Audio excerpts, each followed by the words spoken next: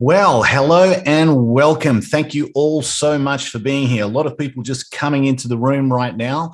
Just give them a little bit of time to actually get their place.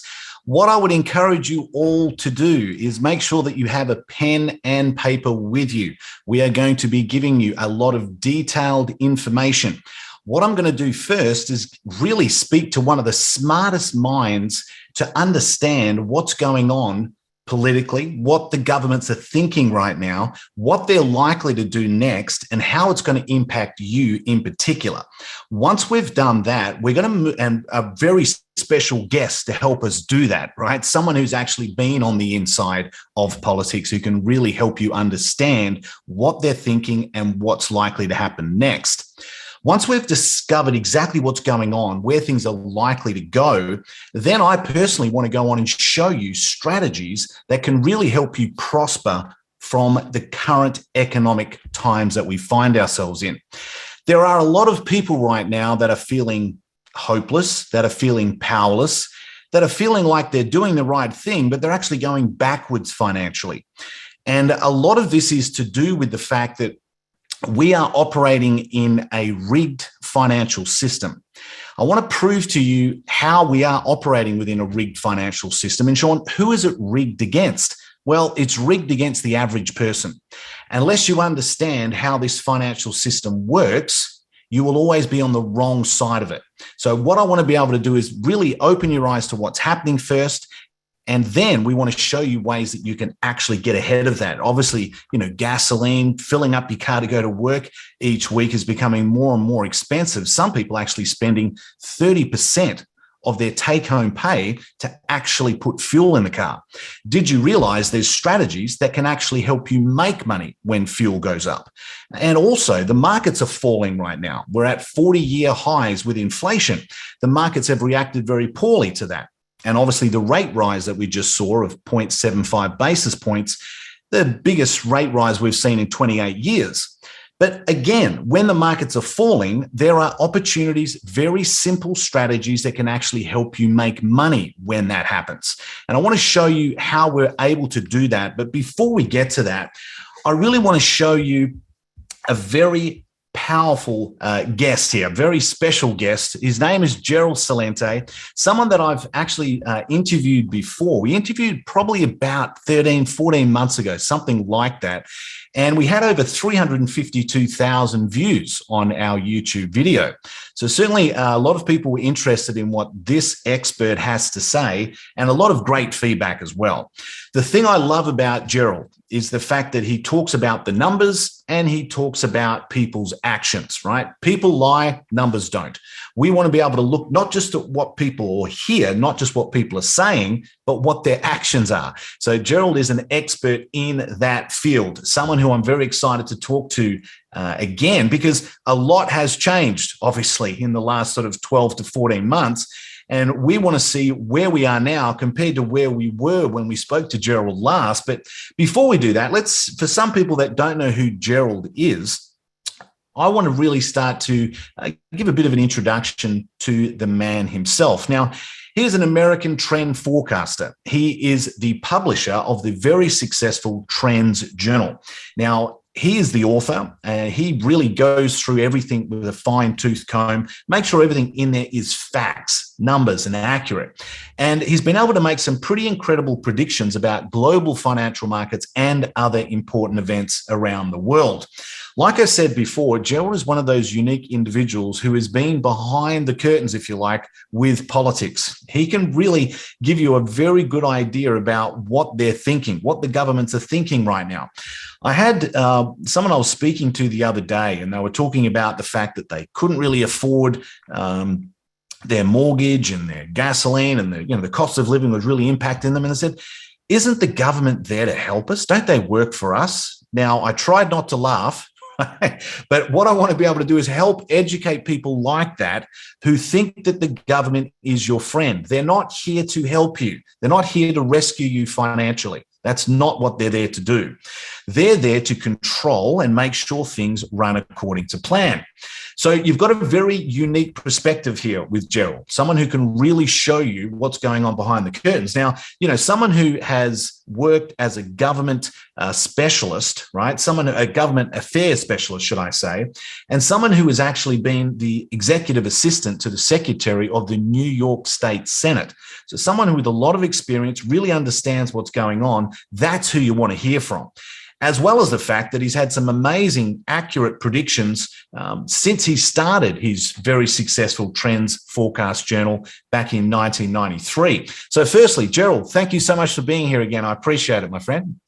Well, I appreciate being here. Thank you so much. And thank you for your kind words. It was a fantastic interview last time. A lot of people really enjoyed it. So I'm very eager to get you back again. Now, since we spoke probably around 14 months ago, something like that, things have changed a lot, right? We know that a lot of people, I just looked at some of the stats that you were talking about in your Trends Journal, the fact that 83% of people feel that the economy is in a very poor state. And more than half of those people don't see things getting any better, right? They're feeling a little helpless right now, right? They're being crushed by this rigged system. And a lot of people are feeling this because 2 years ago, we made a pretty stupid move. We shut down the world, which was pretty insane. They started printing money like there was no repercussions for doing so, right? They were using the modern money theory, where they were saying, look, we have a monopoly on our currencies. We can print as much money as we like. We won't have any repercussions. We obviously know that is not the case with what we're seeing with out of control inflation. We're seeing house prices going up dramatically, but also you've got to take into account that the fiat currency that they're valued in has lost value as well. We're getting incredible amounts of debt with countries around the world. The United States, for example, operates at a debt level of 140% of their GDP. They're in more debt than the money that they're making, right? And it's a real problem right now. There's only 4 things they can do to get out of this debt problem, right? They can pay it back, which obviously they can't do. Even if they taxed all of the assets, forget the income, all the assets of people in the United States, they still couldn't pay back the debt that they've got. They could restructure the debt. The problem with that, someone's got to take the other side. No one's going to take the other side of the government debt. They can default on the debt. Well, if you do that, obviously you're going to get kicked out of power. Politicians like to stay in power. The International Monetary Fund's not going to rescue a large country like the United States, or they can devalue the debt. And that's what they've decided to do. And inflation is a way of them doing this. So there is some big changes in the last 2 years. I think you'd have to agree, Gerald. What's been some of the most significant that you've seen? Well, the two of them. One is inflation. And again, we've been saying it was going to go up, for well over almost 2 years, while the World Bank, while the European Central Bank, while the United States Federal Reserve, while the United States Treasury Secretary all said it was temporary, then transitory. Yes. And it's the inflation. It's the inflation and the Ukraine war. I always make it clear that I'm not a futurist. No one can predict the future. There are too many wild cards, whether they're made by nature or man-made. And the wild card that's been played now with the Ukraine war and the wild card actions taken against Russia to make an inflationary problem much, much worse, you can never predict. And even if you could predict things, you would say to yourself, why are they doing this stupid garbage to make a very bad situation worse? So you're looking at, in Europe, the natural gas prices skyrocketing again. You're looking at barley, wheat, sunflower oil, you name it, going across the board, inflation spiking. But then you look at another line. They call copper Dr. Copper. Copper is used in everything from high tech to heavy industry. And all of a sudden you're seeing copper prices going way down. What's that telling you? So what we're going to have is what they're telling us, we're going to have stagflation. These are the same people, one after another, that said, we're not going to have bad inflation. We're going to see it maybe 2 or 3%. It's not going to be stagflation. It won't be stagnant. It'll be dragflation. The economies are going to drag down. They're not going to be stagnant. And inflation is going to continue to skyrocket. And you made it perfectly clear in the introduction. They created this. And you keep calling it a rigged system. It's totally rigged. There's that great George Carlin said, it's one big club and you ain't in it. You know, and when you look at the inflation, you made it perfectly clear how they caused it. These psychopaths, these sociopaths, these are mentally ill people that are running and ruining our lives. Psychopaths know, and sociopaths and pathological liars know how to put on the game so people believe them. They locked down our global economy for almost 2 years on and off, destroying the lives and livelihoods of businesses of billions that are never coming back. And you made it perfectly clear how they covered it up by printing all of this cheap money as, quote, stimulus. And as inflation's going up, we'll have negative and zero interest rate policy. So again, with the game being rigged, the bigs could buy up everything. You saw merger and acquisition activity at all-time highs. Yeah. That's what we're at. This is unprecedented in world history. I've been at this since 1980. I created the Trends Research Institute. I forecast the 1987 stock market crash. It was in the Wall Street Journal. I forecasted the dot-com bust. That was in the Trends Journal, October 1999. We said it would bust by the second quarter of 2000. We said the Asian currency crisis in the late 1990s. We took out the domain name, the panic of 08 in 2007. And we took dragflation.com out 2 years ago. We are heading into the worst economic, socioeconomic, and geopolitical crisis in modern history. What they did to us in locking down these little clowns, these little jerks, telling you when you go in a restaurant, you got to put on a mask. But when you sit down, you can take it off to eat because the virus doesn't go at table length. It only comes when you stand up and walk and stand 6 feet apart, inside or outside. The wind blows in straight lines in 6 feet or 1 meter or 2 meters, whatever moron is telling you what to do. And when you're in an airplane, you can eat and drink without that mask off, but put it back because the virus knows when you're not eating and drinking.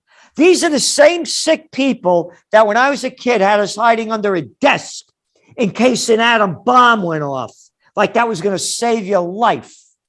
These are the sick people that close down. You're a non-essential business. Don't go out to the beach. Don't go out. Put your kids on a swing to go play.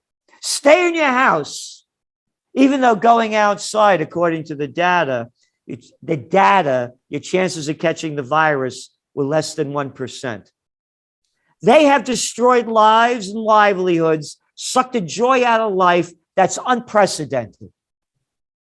And people better prepare and do everything they can to prosper and prevail, because this is going to go down big and it's going to go hard. And if you think the same freaks that gave you the COVID war, that gave you the Ukraine war.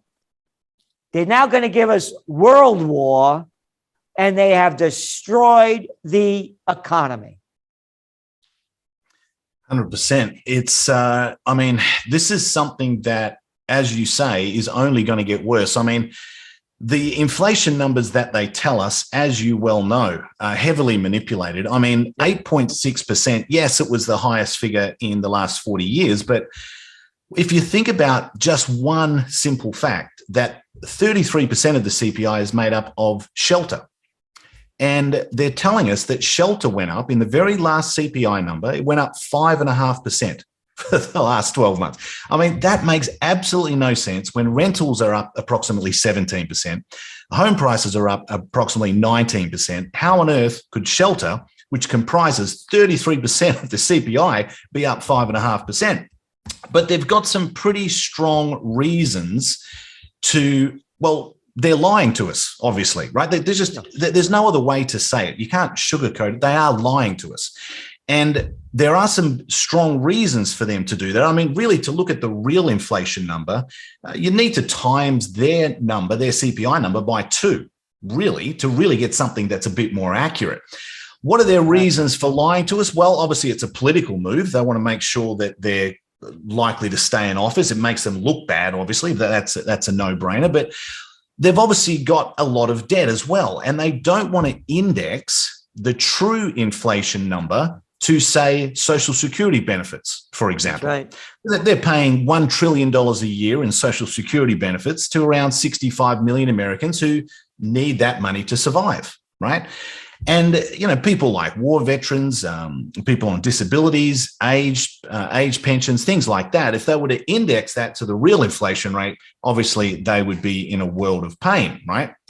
So we know that the real rate is around 15 to 18%, somewhere around there. And we know right now that the debt, the US debt, is 140% of GDP. So they owe 40% more than what they're making.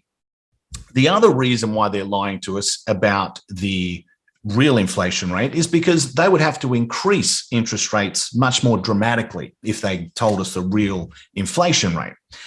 Right now, with their current debt, with, you know, very low interest rates, they're already paying $300 billion a year in interest, just in interest.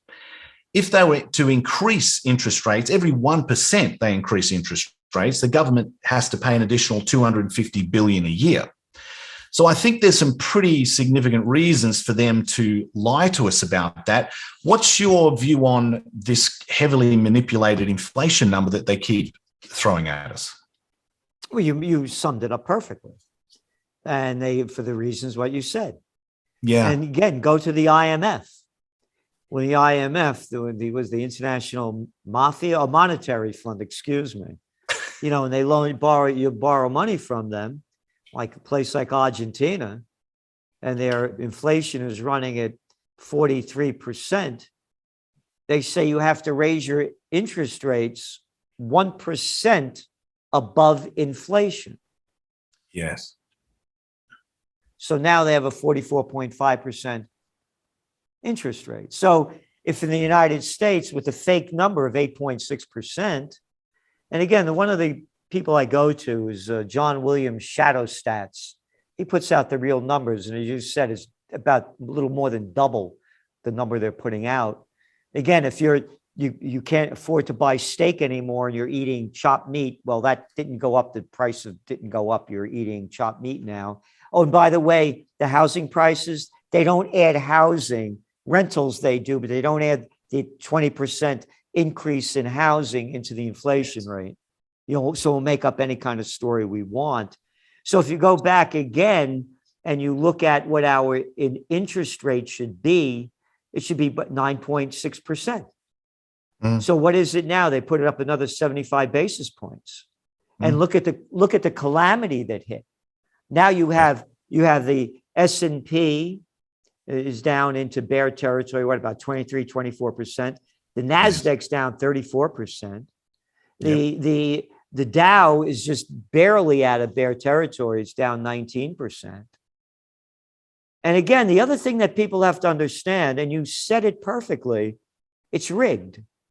Oh, we have a thing called the plunge protection team. Isn't that a nice name for having a bunch of clowns back there to rig the damn thing if it goes down too low? And the central banks, the Bank of New York, dumping dough in there to buy up, to make it artificially popped up. Yeah. They created that on what, Greenspan, back when the 87 stock market crash happened? All that's kind of thing started to happen. Yes. Everybody better get this in your head. Don't call your government democratic. And don't call your parties by their names. Republicans or Democrats. It's a crime syndicate. And any imbecile that votes for lesser of two evils, I guess you also wonder what your favorite food is, McDonald's or Burger King, because that's how low you're going. So when we're talking about inflation, it's devastating. We're going to see, by the way, I'll tell you where the biggest crash that I think is going to happen. And that's going to be in the commercial office building sector. People aren't going back to work like they were. You have in New York City, you have your office occupancy rate down about 63%. Wow. From where it was. Now, all those businesses that used to depend on commuters. Poof. Oh, happy hour? No, there ain't no happy hours no more. Oh, that delicatessen? Oh, the dry cleaners? No, they're gone. They're closing down. Hardly anybody there now. Oh, and now the gasoline prices up this high. I want to commute an hour and a half on the LIE both ways, when it just cost me $85 to fill my tank up. So now I'm a person that rents 7 floors out, say, in one of the buildings, and I say, listen, stay home. Yeah, we could do. Hey, we're doing this now. Who would have ever thought, 15 years ago, 10 years ago, we'd be doing what we're doing now? True. I'd be over there, and the crowd would be there. We wouldn't be doing that. So yeah, stay home. I just saved myself a ton of money by not renting out all that office space. Yeah. Oh, and now interest rates are going up. Oh, I forgot. All those people that own these big buildings where their interest rates are going to go up as well. Yes. Yeah. Yeah. It has a domino effect, doesn't it? It really does. So, yeah, I can definitely understand why they are manipulating things. I understand that it's going to get worse. I think a classic example of what's going on right now is Sri Lanka. Could you tell us a little bit about Sri Lanka? They are in absolute turmoil right now. Inflation's gone through the roof. People are lining up for hours on end just to fill up their car. It seems like this may be something that we need to look at as to what could possibly happen. Obviously, they've got the type of economy where they're not really producing enough, as well as huge amounts of debt, where their expenditure is more than the national income, which is a big problem for them as well, and they're not producing enough. But is this something that could happen to other countries around the world? What's happening in Sri Lanka? Well, again, Sri Lanka, look at the government they have over there, and it's one country after another. You go back to our Trends Journal. Each year we come out with the top 10 trends. And we put them out in December for the new year coming. So in 1999, one of our top 10 trends was, you can see it when you go to trendsjournal.com, New World Disorder. In 1999, in 2019, we put out our top trends for 2020. And one of them was New World Disorder. There were protests going on in India, in Algeria, in France with the yellow vests, in Chile, in Colombia, in Bolivia, in South Africa, all over the world. People were taking to the streets in protest of lack of basic living standards, government corruption, crime, violence, immigration problems. they started to really, really, really escalate as people trying to get the hell out of where they were. You go back to 2019, not ancient history, the richest economy, the biggest economy in Europe, Germany, was a fraction of a percent away from going into recession. This was going down before these clowns, these psychopaths, sociopaths, and pathological liars then gave us the COVID war, brought to you on Chinese Lunar New Year 2020, the year of the rat. I forgot. There were also protests going on in a place called Hong Kong. I used to be on Hong Kong TV in 2019. And I'm going, like, they put me on for 20 minutes and take a break. I'd say to the reporter, so listen, what's going on? What do you people? Mr. Celente, we're not going to stop. The Chinese are not going to take us over like this. A city of 7.5 million people, 7.5 million, 1 million were taking to the streets to protest against China pushing on their regulations and rules on them. Yes. The COVID war broke out in Yuan, locked down Hong Kong, passed the Security Act, it's all over. And one country after another did the same thing. We got the COVID going on, you can't protest anymore. So now going back to Sri Lanka, you're going to see this everywhere. You're going to see it in country after country after country. And what you're going to start seeing is that these protests that break out, they're going to go into civil wars, and then regional wars, and then world wars. When all else fails, they take you to war. What happened after the Great Depression? Oh, World War II. What happened after the war on terror, the dot-com bust? The war on terror. And now that World War III has already begun. What they like they teach us as kids, and they're not public schools, they're government brainwashing schools. World War I began when they assassinated the Archduke Ferdinand in Sarajevo. What the hell is a Sarajevo, and who gives a damn about the Archduke? It was building up to that. Oh, you mean the Ukraine war isn't the building up to it? With NATO and all these countries sending, another $1 billion was sent by Biden of deadly weapons to Ukraine. They're going to wait till like a false flag or something happens, like a nuclear, some kind of weapon goes off where they'll make it official that World War III begun. It started. $57 billion of our money has gone to the military-industrial complex via Ukraine since this broke out. $57 billion as the roads are rotted everywhere you drive in New York. New York City's a joke. Steel plates everywhere. Your front end is busting out. Catch this.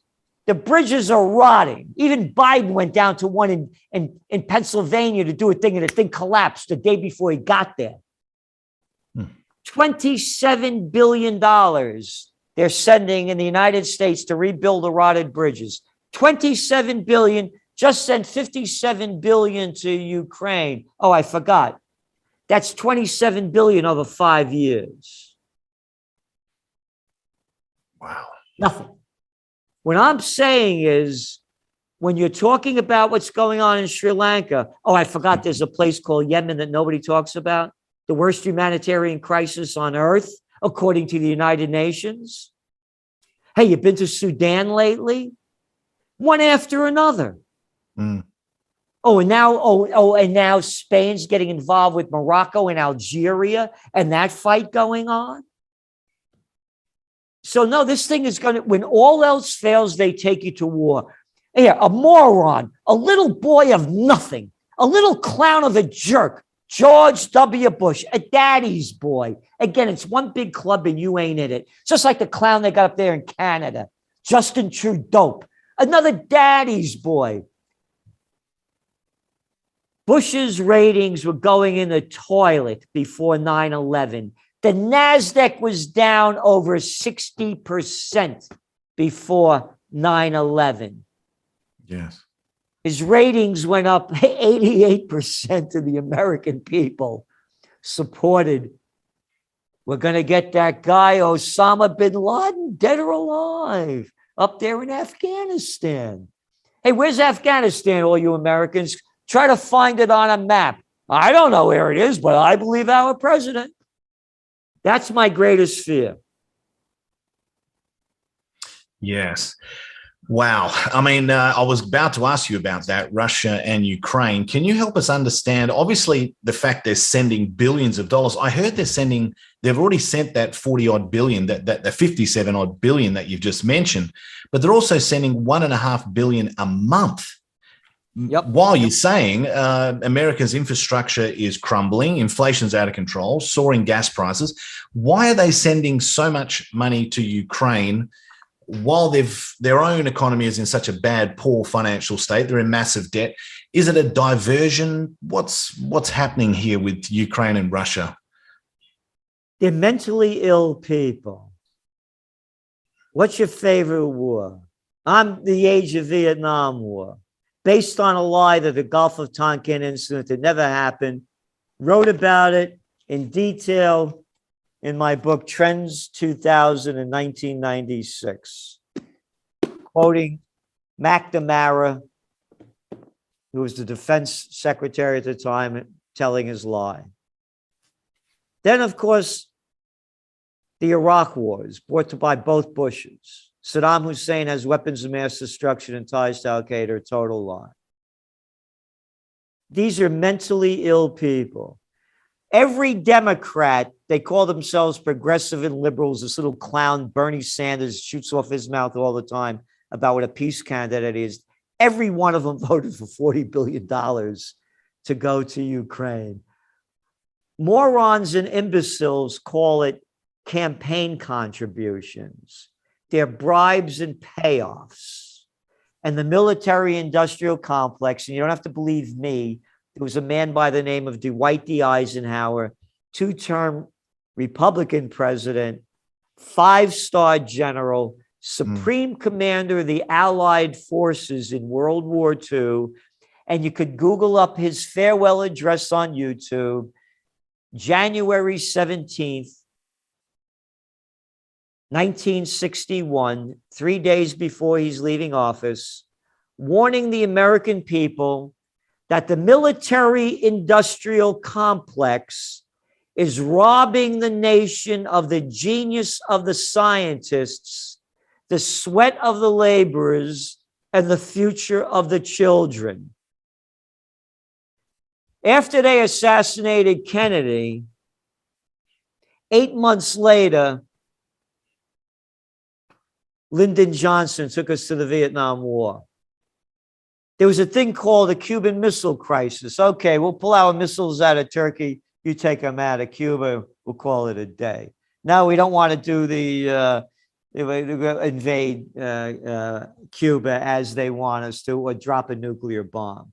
I have a photograph of me and John Connally. John Connally was the governor of Texas that sat in front of Kennedy and took the bullet in the back.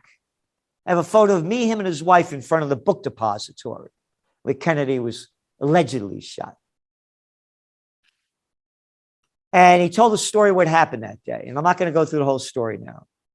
But as we're walking back into the Anatole Hotel, he had read my book, Trend Tracking. This is 1992 that he wanted to meet me. I wrote this in 89 because I had forecast to be a new third party and someone like Ross Perot would be the candidate. This is 2 weeks before the election. I'm down there. As we're walking into the Anatole Hotel, he looks at me and he said, I read your book, Trend Tracking. Fine piece of work. Man, it was Time Magazine, far better than Megatrends. He said, and I know your heart's in the right place, but you don't have a clue what's going on. And neither do the American people, because if they did, there'd be a revolution in this country.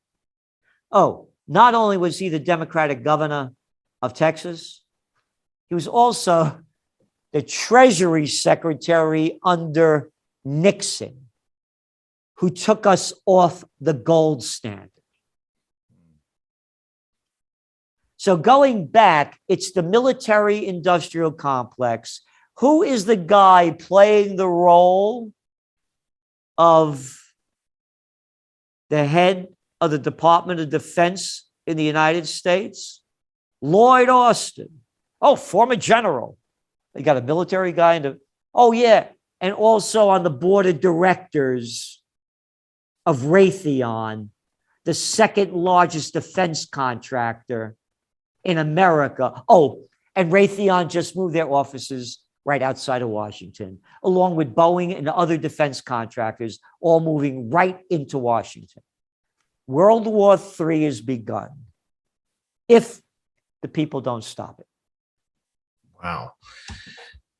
Yeah, that's some pretty heavy, some heavy stuff there. But yeah, okay, that makes a little more sense as to why they would be funding the Ukraine, and it gives me a bit more perspective. Yeah, thank you for that. Now, there's midterm elections coming up on the 8th of November in the US, where 435 seats of the House of Representatives and 35 of the 100 seats in the Senate will be contested. Now, there is a high correlation between high gas prices and the current government not performing well, right? And obviously low gas prices and the current government doing well and staying in power.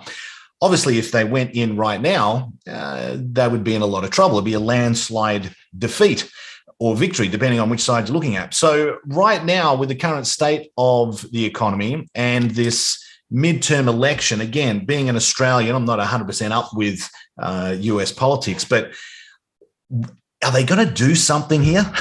Because if it continues on as it is, it's not going to end well for them. Again, it doesn't make any difference. You're going to get whoever wins, the people lose. It's a freak show. Yeah. And how can anybody with a brain bigger than a pea look up to a Mitch McConnell or Lindsey Graham or any of the clowns out there, little Chucky Schumer, one jerk after another? These people never work a day in their lives. You know, you mentioned that I was the assistant to the executive assistant to the Secretary of the New York State Senate, and I quit. And nobody could believe I quit. I said, I'm not going to do this. I'm not going to bend down and grovel up to work my way up. These people never work a day in their lives. You know, Joe Biden, 50 years, sucking off the public tit, one after another. These are mentally ill people. If they walk down the street, yeah, you know they were crazy, but they know how to put on an act. They don't have, anything could happen between now and the midterm elections. If war breaks out, just as I mentioned before, you had the people follow a stupid little imbecile like George W. Bush. You can't get a dumber little clown than him, because we're going to get that guy Osama bin Laden dead or alive. Look what they did to the World Trade Center. And again, all of a sudden, one day we could hear, ladies and gentlemen, the Russians have hacked into our banking system. We're doing everything we can to get you back your money. Let's go back to 9/11. Yeah. USA Today used to write my top trends every year. And of course, they come out in December. So the one for 2001 was the first one. The headline in USA Today read, 2001 won't be our year, Trendseer says. I warned that a wave of anti-Americanism was sweeping the globe and Americans wouldn't be safe at home or abroad. So when 9/11 happened, and of course I'm a New Yorker and I know the place inside out, they said the planes were going down the Hudson River. And I said, wow, if they hit that Indian Point nuclear power plant that's 35 miles north, you're going to see chaos like you've never seen in your life. So one of the first things I did, as everybody's freaking out, back in those days, you used to get money for when you put it in CDs. And I called up the bank. I said, I want my CDs transferred out of there and into the local bank where I was in Rhinebeck, New York. I'm sorry, Mr. Celente.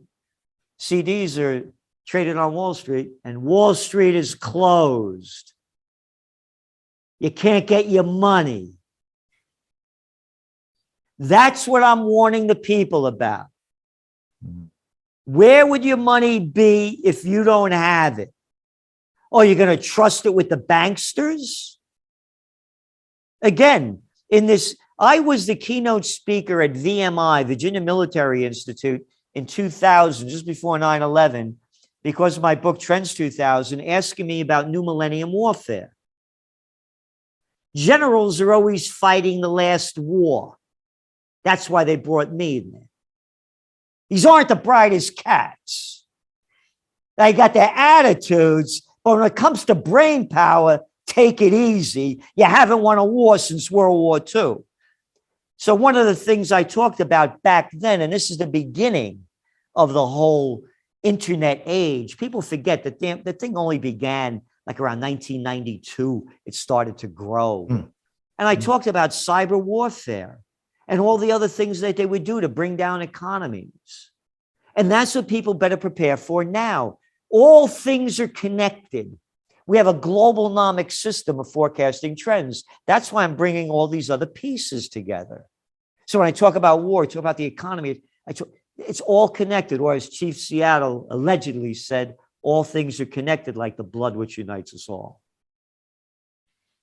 Yeah. Wow. So right now, Gerald, would you agree that we already have become the greatest wealth transfer in history? And it really has been sped up dramatically since 2020. Yep. We've got the 2,755 billionaires of the world with a combined net worth of 13.1 trillion. That's up from 8 trillion last year. Now, whereas the average person is being crushed by what's happening with obviously inflation and everything else that's been going on, lockdowns and all the rest of it, this transfer right now that people are seeing, it's happening right in front of people's faces. It feels almost as if it was a planned event, right? But right now we're getting a massive transfer of wealth, and good, hardworking, honest people in their minds doing the right thing, they're going backwards financially because, like I said from the beginning, we're operating in a rigged financial system. Have you seen this dramatic increase in wealth transfer? And what's your thoughts on this huge wealth transfer we're going through right now? Oh, no, we've been writing about it continually. You know, Axfam keeps putting out the numbers. I mean, look at the equity markets where you have 1% owns 54% of them. Yes. 1% owns 54% of them. And when you put in the 10%, you're up at 90%. So the people have a little money in pensions, this and that. They have nothing. They're nothing. Again, one of our trends actually was off with their heads 2.0. You're going to start seeing a lot of anger coming about. And they're giving back nothing. They give back pennies. You know, once upon a time, there was a guy named Carnegie, and people hated him because of what he did. But he also built the public library system in America with these beautiful buildings. What are they doing now? Well, Bill Gates gives vaccines. You know, great. You know, but so no, there is a lot of discontent. There's never been times, by the way, better, and I've been at this a lot of years. By the way, I also taught American politics and campaign technology, how to run political campaigns at St. John's University. So there's never been a better time now than for third parties and populist parties, people's parties. Never before. And to me, that's the only thing that could change this. And to speak out about peace. Peace has become a dirty word. One of the cover, the cover of our Trends Journal, 2 days before Russia invaded Ukraine. COVID war, Ukraine war, world war. Peace is forbidden.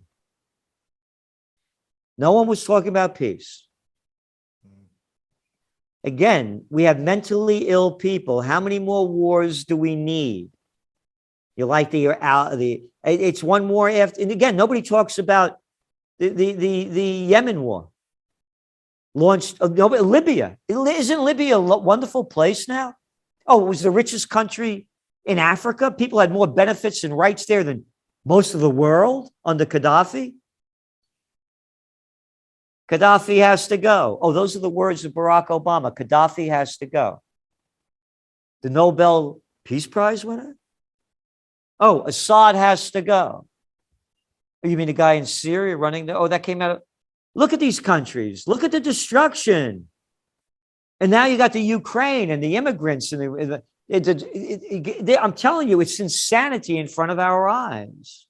But they know how to do it so properly. You know, oh, and you're talking about the 1% and the nobility? How about how everybody, all the big news celebrated the 70th anniversary of the Queen of England? Nobility? Oh, they don't poo. Oh, no, they're nobility. And that's where these billionaires put themselves. It's that same arrogant, oh, when the chancellors and presidents and all they roll out a red carpet for them. What's this red carpet crap? Oh, don't you know who I am? Davos. I'm them. You're nothing. Oh, don't believe me. We're locking down the country because of COVID. You're a non-essential business. Now, Walmart, that's a different story. Costco, you could stay open. Home Depot, fine. But you little piece of crap, you're nobody. We're nobility. So it's all connected. Yeah.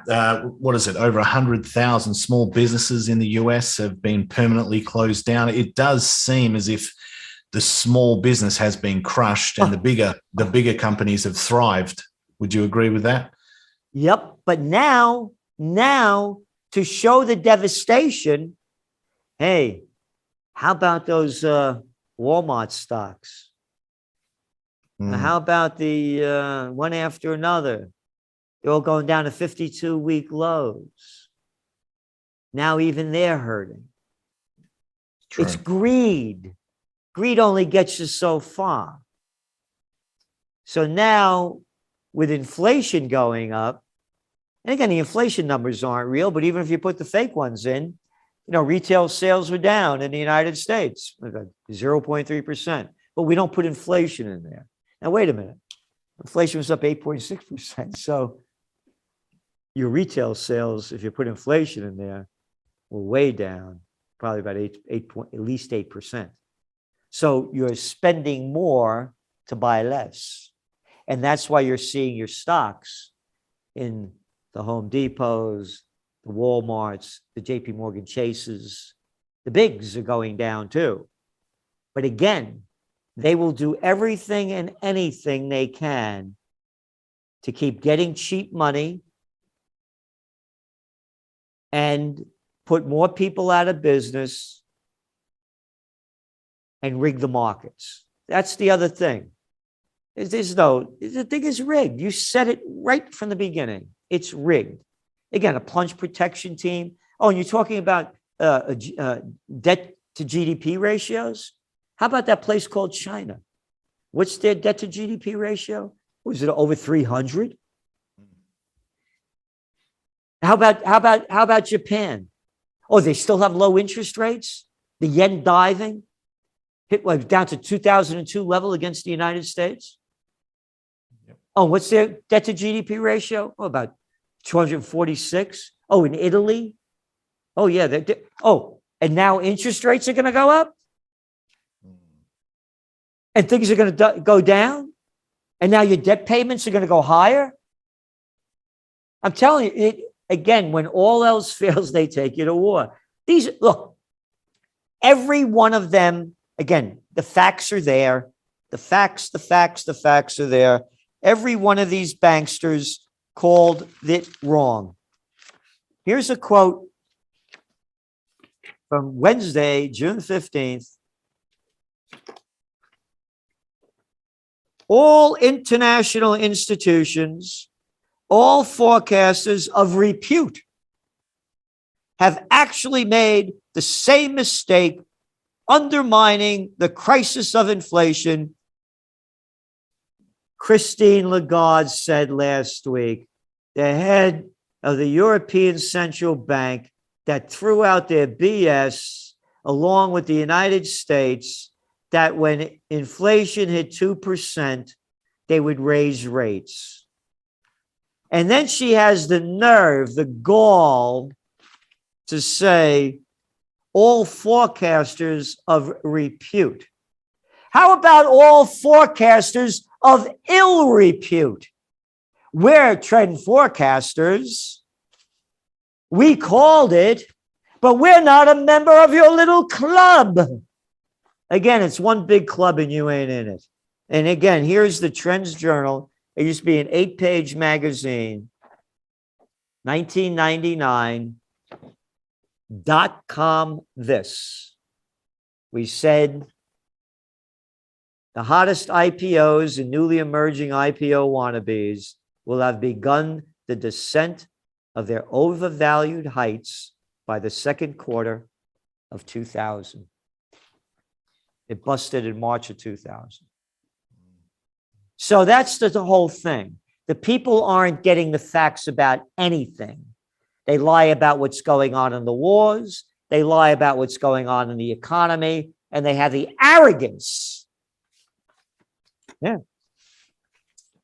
The arrogance, one article after another to say that nobody knew what was coming. And again, now you have the Bank of England raised interest rates by 25 basis points, the highest in 13 years.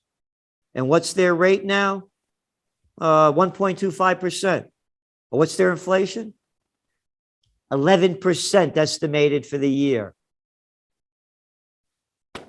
And that's bringing down the economy at a lousy 1.25% interest rate.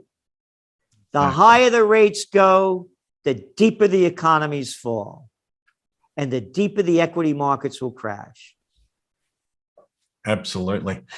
Yeah, that's something that we've prepared our members for, actually, for the markets to fall, and we're actually benefiting, making money as they're falling. And you've really got to be on the right side of this because, like you say, no one's out there to help you, certainly not the government. No. We're not getting the right facts. You've got to really educate yourself, and you've really got to understand risk management, which is critical for any aspect of your life, particularly with your money and your investing. And you've got to understand what's going on. Some of the things that you're telling us here are absolutely mind-blowing, but priceless as well, because it gives you an idea where we're heading, and it's not to a good place, let's just say that. And I suppose one more bit of bad news before we look at something a little more positive is with this Russia-Ukraine conflict, yes, we're starting to see inflation and everything else go up, but is this going to start to result in food shortages? Obviously, India and Russia have banned wheat exports. We've got ships waiting in the waters there, not being able to go to where they need to go to. You see food going up dramatically from here. Gerald, what's happening? Is there going to be a food crisis or shortage? Well, as you mentioned, you have countries that Indonesia is refusing to send out palm oil. Argentina, they're telling their farmers to slow down and stop sending products out. Brazil, one country after another is starting to do the same thing. And they're doing everything they can so that the prices don't keep skyrocketing in their countries. So, yeah, they very may well be. And it's actually, there's going to be a food shortage for a lot of people, even if the product's there because they can't afford to buy it. I just went out. I eat organic. The first book I worked on, by the way, was called Natural Healing back in 1986. I worked on that book. So I have an honorary doctorate from the National University of Health Sciences, the work I've done in complementary and integrative medicine. So I try to, stay as healthy as I can. And by the way, that was one thing that was never mentioned. Build up your immune system and get in good health to fight the COVID. No, we won't talk about that. Anyway, I went to the health food store. I counted them. There were 6 pieces of celery, organic celery with a lot of buds at the end.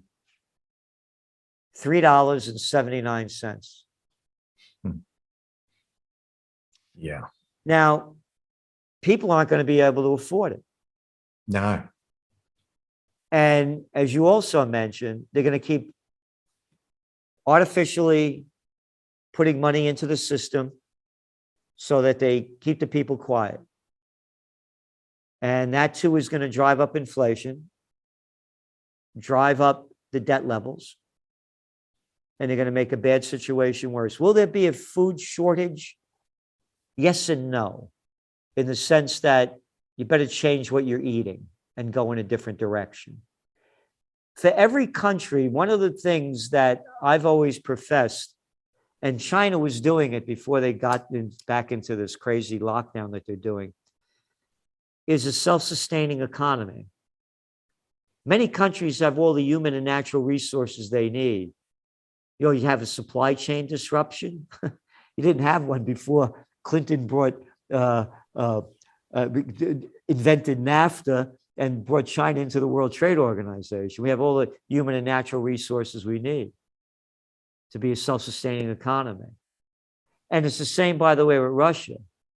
You're looking now, Russia's oil exports are at a high. They're doing fine.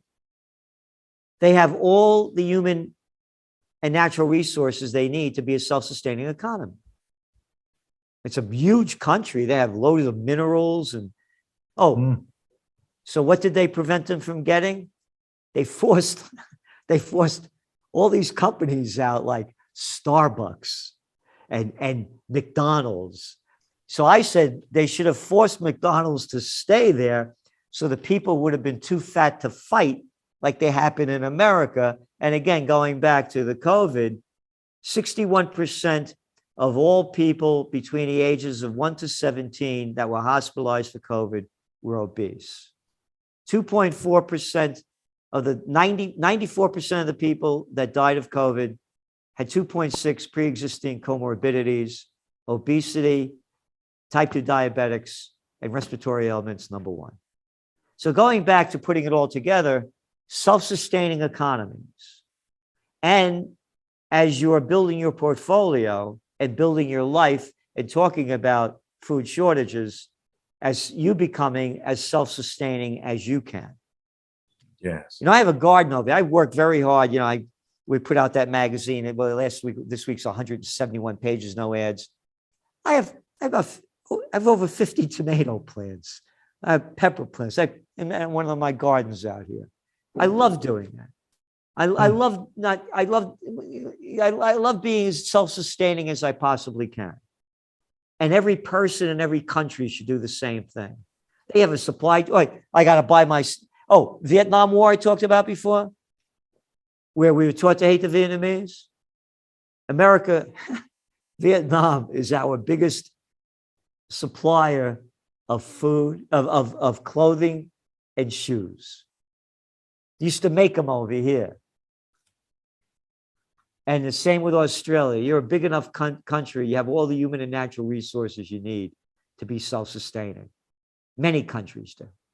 And you're going to say, and China was doing it, by the way, going back with their dual circulation policy. They're trying to get rid of all the foreign countries. And so everybody there buys made in China. Dual circulation. We rely on exports, but we also want to buy as much as we have here, made in China. Yes. Yeah, I think, certainly myself, I bought some rural property. I'm growing food on there as well. Now, I think that's just a smart thing to do as well. But I think leading into the end of this incredible interview, what I would say to people is, what are you going to do now? I think one of the things is to get educated on what's happening, which I think we've just done that, and then really start to develop different skill sets than what you've got right now. I think you've got to develop different skill sets because things are changing so rapidly. You can't keep doing the same thing that you're doing now with an ever-changing economy, ever-changing geopolitical system. All these things are changing around the world. You have to change as well. You've got to adapt and overcome and develop different skill sets.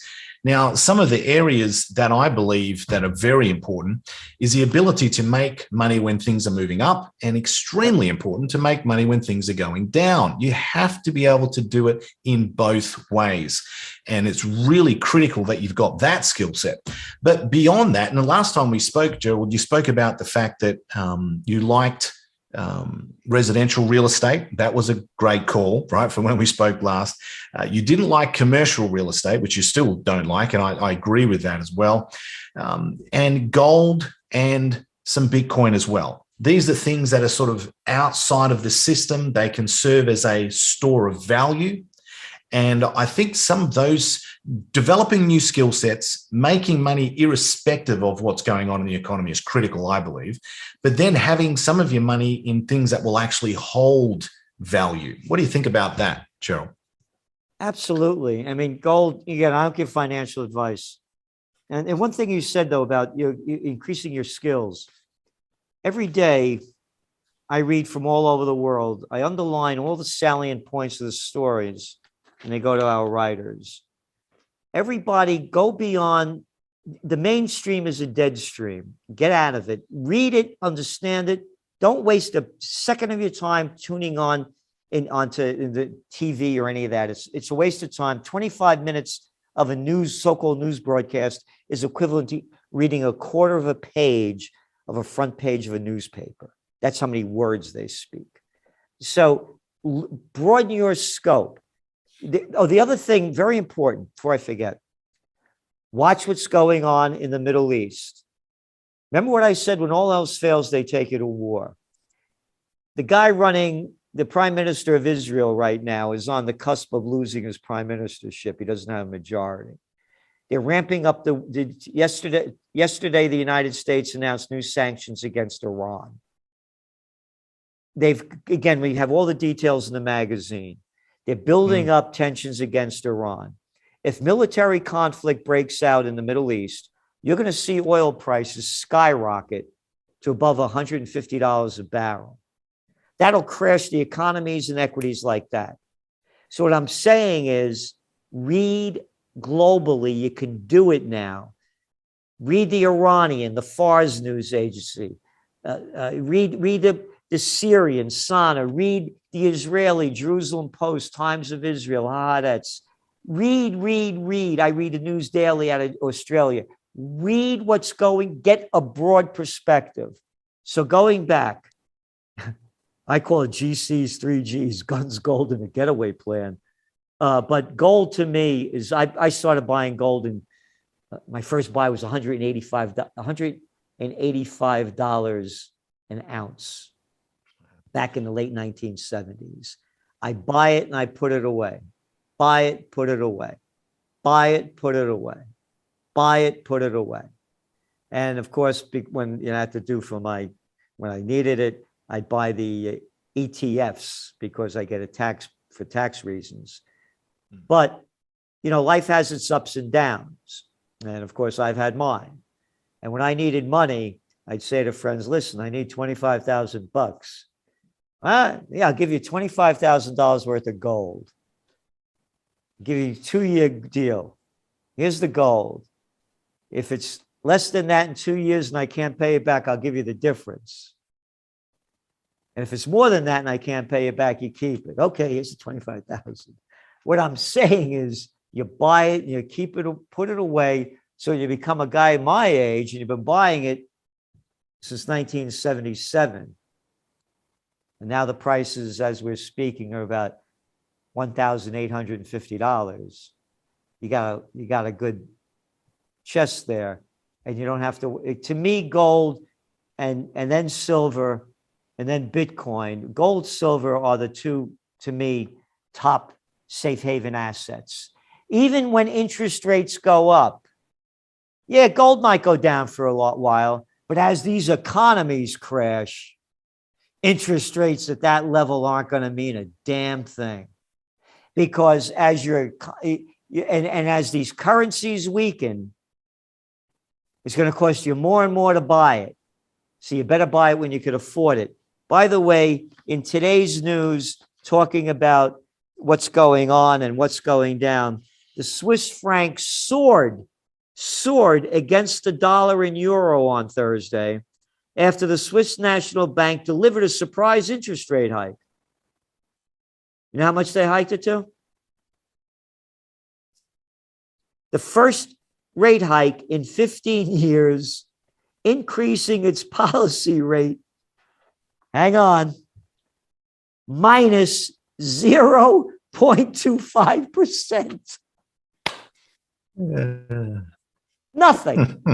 Nothing. And that brought the dollar and the euro down. You see how whacked out this whole thing is? And as to Bitcoin, you know, I play the game, but we gave our breakout point in the Trends Journal. And I see that as an investment, but a riskier one. But again, you know, you play the field. How good was that interview? Great content, right? A lot of numbers, a lot of data, a lot of facts, and it's a little bit scary. And I can understand that you would feel as if we're in a hopeless situation right here. But I can assure you, with every crisis, there is always an opportunity, but you must have the skill set necessary to thrive and succeed in this crisis that we find ourselves. It's an economic crisis. It is a financial crisis, and you need to protect yourself and your family. So what I do, now that you've got an understanding of what's going on with this interview with Gerald Celente, what I now want you to do is click on the link at the bottom of this video. Click on the link right now, and I'm going to show you in more detail what's going on, and then I'm going to show you specific strategies from A to Z, how you can start generating greater returns than the inflation rate, which is called the hurdle rate. Once you can get above the hurdle rate, then you're growing your wealth. Anything below that, your wealth is being stolen from you. So I'm going to show you how to protect yourself from inflation, grow your wealth at a faster pace, and really thrive in these very uncertain, scary times that we find ourselves. Click on the link right now, watch this presentation all the way through, and you're going to change the way you make money forever. You're going to love this. Great content in here. We have had massive feedback regarding this video. Watch it all the way through. Your economic and financial survival depends on it. Click on the link right now, and I'll talk to you soon.